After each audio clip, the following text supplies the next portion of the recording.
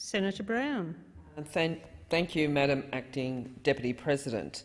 I want to say at the outset that the Labor Party will never resolve from putting this government in the spotlight regarding the NDIS, because what is currently the government is doing is wrong.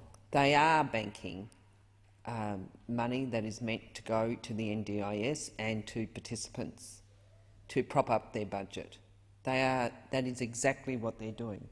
And to come in here and suggest that somehow it's an accounting process and that's all it is just disingenuous, and it's quite downright insulting to participants of the NDIS and their families, because we know, and each and every senator and member of the House of Representatives should know exactly what is happening out there in terms of the NDIS, because they should be getting the calls, they should be getting the emails of participants or their family members coming in to their offices, ringing, emailing and coming in and asking for assistance, because they can't, if they've got a plan, they can't access the services, or they can't get the equipment.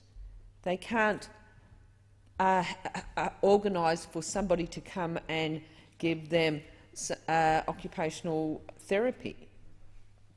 There are huge issues in terms of the NDIS and how it is being run. There's been a number of issues that have been raised by the previous Liberal Speaker, Senator Hughes, and I know Senator Hughes is well aware of some of the issues that that the NDIS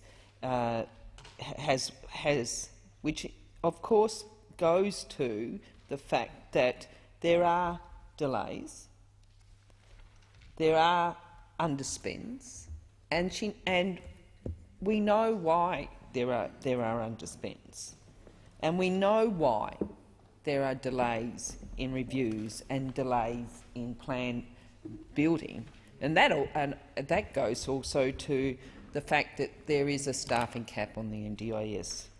Very easy for the government to remove that staffing cap. The government has been called on by numerous disability advocates to please remove the staffing cap, to enable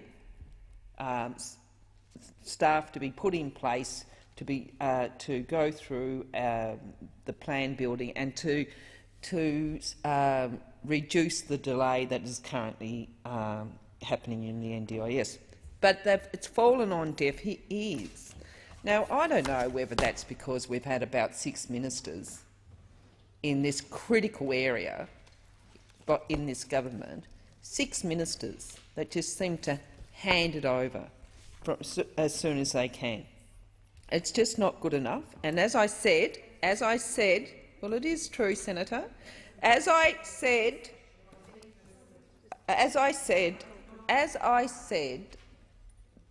the Labor Party will hold this government to account in terms of the NDIS, and we also, as this MPI states, we will hold them to account around the issue of withholding NDIS funds. Now, I want the Senate not just to take my word for it, but we know this is the view of both the Victorian and the New South Wales state governments. The federal government wants to hold onto the $1.6 billion worth of funding for the NDIS to try to make their books balance, despite the many people with disability throughout Australia that desperately need the money spent on care and support. Now, the New South Wales Minister for Disability, Mr Gareth Ward, and of course he is a Liberal minister, he has said, and I quote, I want to make sure that money doesn't sit in a bank account offsetting the Commonwealth's budget, which is what it is doing." End quote. That's what Mr Ward said, the New South Wales Minister for Disability. Now, Mr Ward went on to say, "There's a $1.6 billion sitting on the Commonwealth balance sheet that we want to spend on people with disabilities." End quote. Now, I also would like to remind colleagues, the $1.6 billion is part of the appropriation we voted to give the NDIA with the passage of the last budget. This $1.6 billion comes on top of the $4.6 billion underspent in the NDIS last financial year. A total, over 2 years, of $6.2 billion ripped from the NDIS to help the government manage their deteriorating budget position. Now, as Senator Billig has said in her contribution, quite rightly, this is a cruel and heartless in the extreme. This latest $1.6 billion underspend on the NDIS will cause heartache and despair every day for the very people it was intended to help. People living with a disability are missing out on care and support, all because this government is not putting out there the measures that need to be undertaken. And I mean, as I've already said, lifting the staffing cap, acting on recommendations, in fact, of a very good committee, a bipartisan committee on the Joint Standing Committee of NDIS, who have put recommendations forward, and unanimous recommendations forward, which need to be acted upon by this government, that will help to reduce some of the delays, some of the issues around plan building, trying to get, of course, equipment for people, and also what we see now, which is causing a huge delays, is the fact that there isn't the professional workforce available, and what I'm talking about is allied health professionals.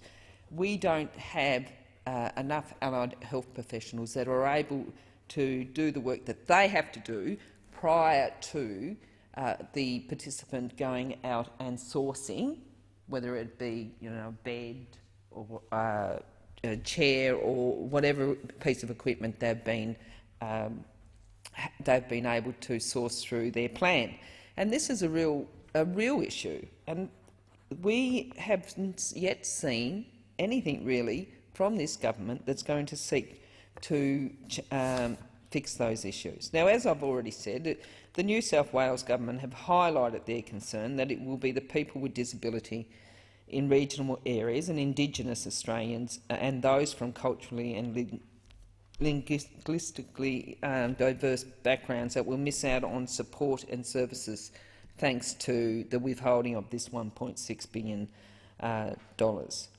We've only seen just this week, actually, in my home state of Tasmania, where it's been revealed that New Horizons, which is based in Mowbray in the seat of Basques, Ms Archer's seat was unsuccessful in its bid for funding under the NDIS ILC grant scheme. Even though I think there was 300 applications, and 28 were successful, but of course none in Tasmania. And this New Horizons has been there for more than 3 decades, doing a wonderful job leading the way in inclusive sport and recreation. But as I've said when I first started my contribution, the Labor Party will always highlight issues around the NDIS. The NDIS is a transformative scheme. It is transforming people's lives, and we need to ensure that the funds that have been set aside for the NDIS are used for the NDIS and not used to prop up the federal government's budget. Thank you, Senator Brown. Senator